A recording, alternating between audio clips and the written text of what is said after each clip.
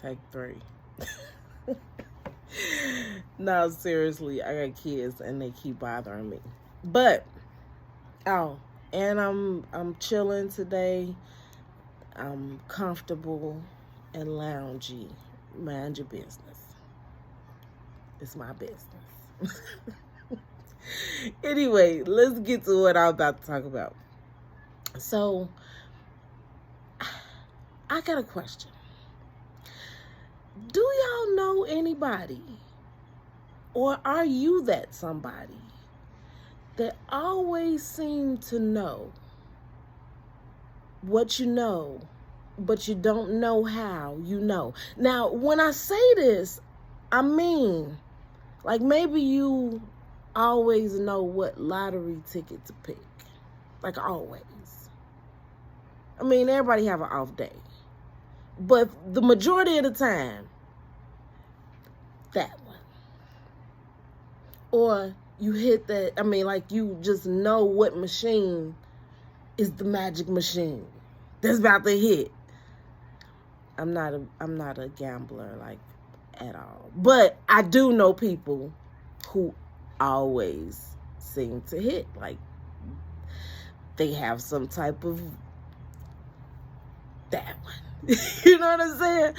Or a person that will tell you something in life like, hey, you probably shouldn't do that. You probably shouldn't date them. You probably, you know what I'm saying? Like, whatever it is. Me, I ain't gonna get into my thoughts about me just yet. I was talking to my daughter, and she was having an issue, a situation. We were talking about something, and it triggered a snowball of old memories, right? And nothing all heartfelty or, relationship-y or nothing. But hear me out. So the very first memory was I was pregnant with her. And let me see. I'm standing out there with my boyfriend at the time, whatever. And he's fixing on his car. And I looked down the street. And I mean, my eyes was good then. But I looked down the street. And, like, I'm looking past into the next street. Okay? And there's this guy, and he's walking with beer. It's a big one. Got to be a 40 or a 22 or something. And he coming. I can't take my eyes off of him. But this is back in the day when it used to be people outside everywhere. It's people in their cars. It's people on their porches. It's people. It's life. People's living, okay? So while I'm looking past all of these people and I see him, I watch him all the way down the block. And I'm standing almost at the end of the block that I'm standing in. So he got to come through that block, some of that block, into my block, down to me. And I'm almost into the next block, okay? But he comes down the street, he gets to me, he crosses my path just so, and like just crosses into the street. And as he crosses into the street, because he's trying to go through this little pathway that the neighborhood has made, and there's someone coming through the pathway, got like a stick, seemed like to me, because it's brown, dark, big. And he say, MF, you stole my mama lawnmower. Crack. Well, it wasn't a crack. It was more like a dong. But I was looking for the crack because I thought that it was a stick. I thought it was a really big piece of wood. No. How that man set sidebar. How that man set his beer down intact and fell out, bust his head, and died, but didn't spill none of his beer is beyond me. Don't know. But why was I watching him? Why? There was this little boy in Concordia Park. Now, those are the brown houses next to the gardens. For anybody who's from the Chicagoland area, especially the South Side, you probably know what I'm talking about. But anyway, I'm over there because I have family who lived there. And I used to hang out around there a lot. So I'm standing outside with my road dogs and my roettes. And we all in a big circle talking or whatever. But even though everybody hanging out and talking and laughing and this and that, I got my eye on this little boy. He up here playing on like the second or third floor. Before I know it, the little boy wind up. And I watched him for a while. But before I know it, the little boy wind up flipping off and hitting the ground. What happened with this little boy, I'm really not sure. But why was I watching him out of everybody? Now, this is in a time era. Keep in mind that life was happening. Because you look outside now and it's real dry looking. Ain't no kids. Ain't no life. Ain't no living. But I digress. But why was I... What made me zoom in to him? I don't know. I remember I was in the Evergreen Plaza Mall. There was a little boy. I was walking maybe 2 people behind or something, or right behind. I can't really remember. But I remember that he was a busy little bee. And he was getting on his mama nerves, and she was still kind of young and, you know, whatever. So even though he getting on her nerves, she also check in for people, things, and clothes. And, you know, she really not watching him. And he busy, so she can't watch every move because he busy. But I got my eye on this little boy, and I can't help myself. I'm just watching him. And it's a little dividing wall to keep you from falling off of the second floor, right? And the little boy decides that he's going to climb up this little wall. And I'm sitting there watching him like, this don't look like it's going to be a good idea. But just as I get to him, now he's like losing grip and he's about to slip off and fall. So I grab him and I bring him back. But his mama turns around at the moment that I still got this little boy. So she ready to buck up with me, you know what I'm saying? But I had to tell her, like, look, the floor was going to be your enemy. The first floor, not me. Because your little boy was on his way down there to go down there. Okay? That squashed that real quick. But the thing was, why was I zoning in on this little boy outside of the fact that he was a busy bee? And there's plenty of busy bee kids in a mall, especially Evergreen Plaza Mall. I never understood what that was or why that keeps happening in my life.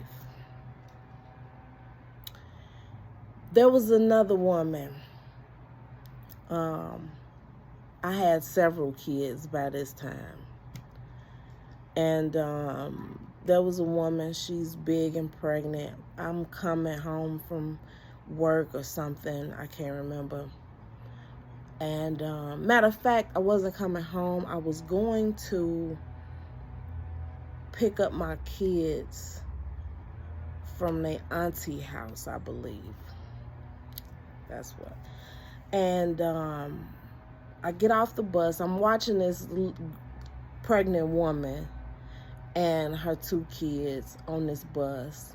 And I'm not just like, but, you know, I keep coming back to them. So eventually my stop is coming, and she winds up gathering up her children and getting ready to get off the bus as well. And I'm like, wow, what are the odds that she's getting off the bus with me? So I let her get off the bus first because I know how it is to be pregnant with children.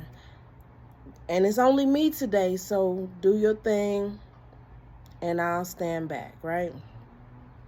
You know, usually when people get off the bus together, they kind of gather up, huddle up a little bit for some reason, and kind of scoot on across the street like a little wave. Just like, okay, let's go. It's an unspoken thing, but it's like, okay, let's go.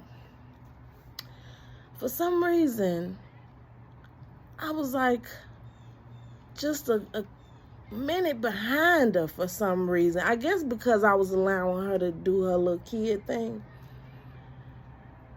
But she decided to grab them up and walk across the street. And a car flew past the bus and knocked her and her kids down the street. And I mean, I was like the next step from being out in the street right behind her or with her. Why I didn't go like with her, I don't know. It wasn't nobody out there, and it was a real dark spot. And she was screaming because her youngest son was like a half a block away, and her older son was almost a whole block away, and the car that had hit them was gone. And she was like, can you go get my family? Go get my family.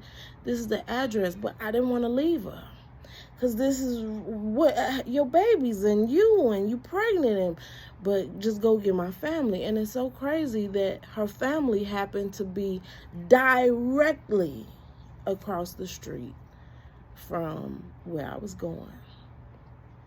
I mean, directly.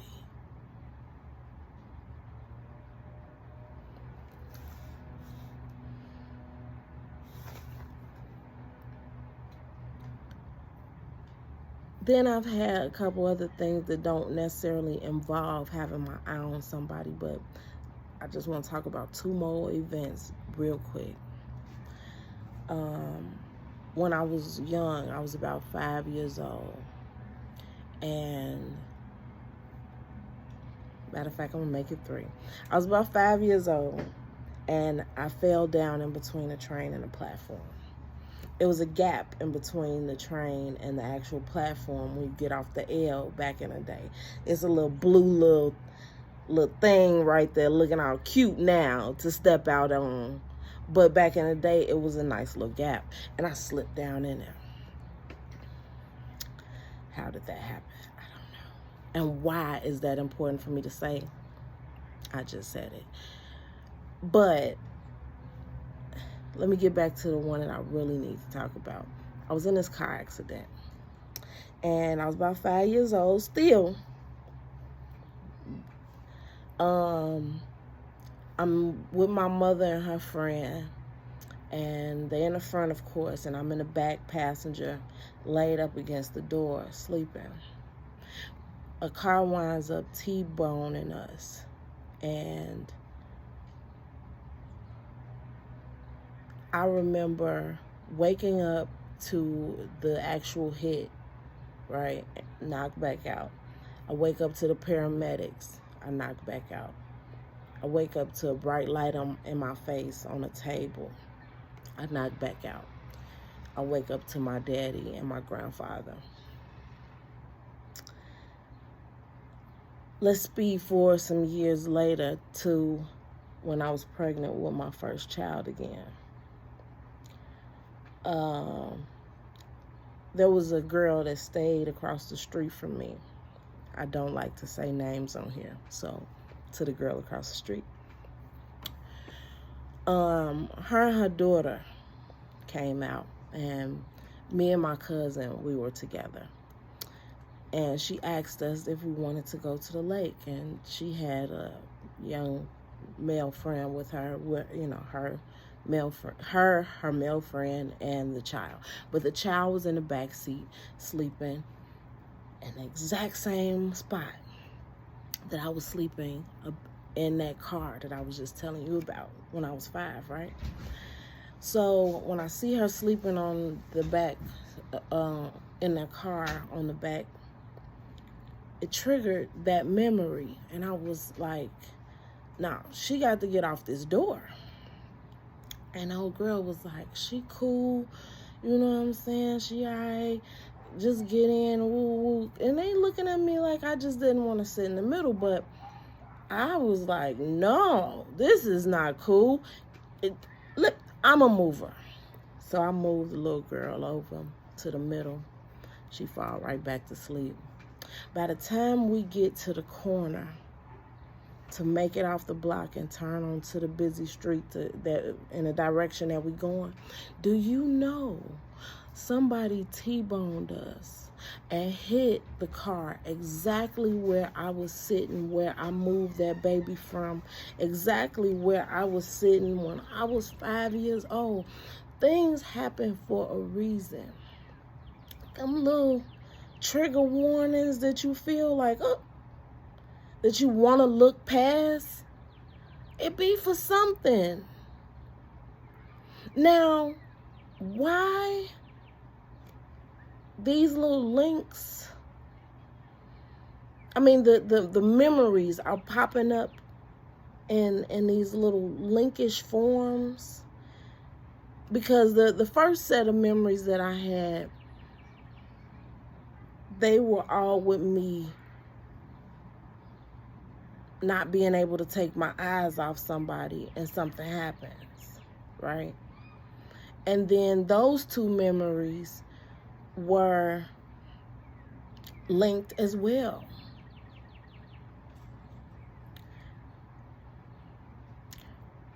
The why, I'm not sure still, but you have to start to look back and pay attention to the things that have happened in your life, because I know that there has to be more links in people's lives than we want to admit to or are even paying attention to. You know what I'm saying? Because I have thought about all of those memories at more than one point in my life. This week was the first time that I saw the links between them.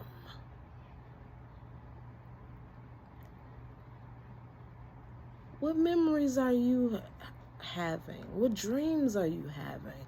What are the links between those? And what do they mean? I mean, because everybody got a personal journey. Everybody got a personal thing, and life is real specifically tailored to you. I don't care if two people do go through something similar. The details are not usually 100% the same. But there's still a common denominator. What is your common denominator? Once you figure out the common denominator, usually the next step is to figure out the why. So I challenge you to look at your common denominators. I don't care if it's things that have happened, situations, love, whatever. Find the common denominators. Find the links between situations that have happened to you in your life, because it's something there for everybody to find. Like, real talk. Now, I just got to figure out what this is telling me, okay? No, but seriously though, everybody got their little superpower. Figure out where your links are, because life is trying to tell you something moving forward. It's kind of like the Super Mario game, when you gotta or Zelda, pick any of them, where you got to get something that's gonna help you on the next level. I just wonder what this is. Y'all have a good one.